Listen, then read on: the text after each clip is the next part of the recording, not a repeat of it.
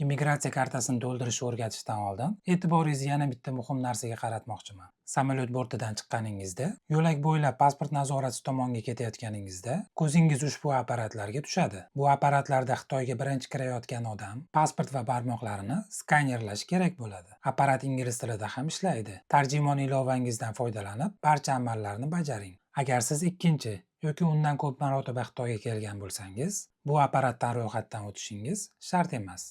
Endi immigratsiya kartasini to'ldirishni o'rganamiz. Diqqat bilan e'tibor qiling.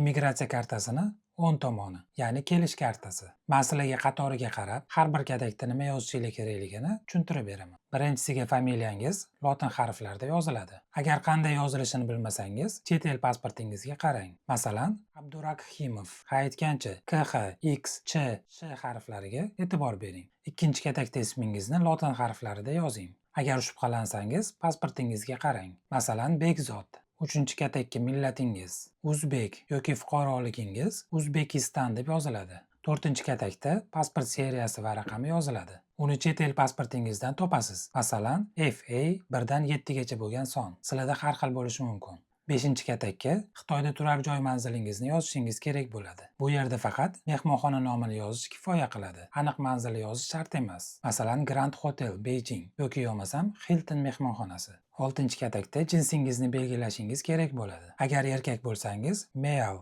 agar ayol bo'lsangiz female ustiga belgi qo'ying. 7-katakka tug'ilgan sanangizni yozishingiz kerak bo'ladi. Diqqat qiling. Xitoyda avval yil, keyin oy, keyin kun yoziladi. Masalan, 2000-yil 1-oy 30-sana. 8-katakka viza raqamingizni yozishingiz kerak bo'ladi. Chet el pasportingizni ochib, vizangizni toping va u yerdan raqamlarini yozing. Masalan, A 1 2 3 4 5 6 7. Agar siz vizasiz bo'lsangiz, ushbu katakni bo'sh qoldiring.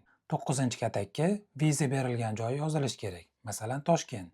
10-katak tashrif maqsadi. Agar siz sayyoh bo'lsangiz, yuqori o'ng kvadratdagi sightseeing leisure yozuviga belgi qo'ying. 11-qatorda Xitoyga uchayotgan aviareys, poyezd yoki kema raqami yozilishi kerak. Ushbu raqam boarding passda yozilgan. Agar sizda chiptangiz bosma holatda bo'lmasa, masalan elektron chipta, styuardessa yoki yo'lovchi kuzatuvchisidan so'rang. Bu raqam masalan HY 571 bo'lishi mumkin. 12-katakka pasportingizda qanday imzo qo'ygan bo'lsangiz, xuddi shunday imzo qo'ying.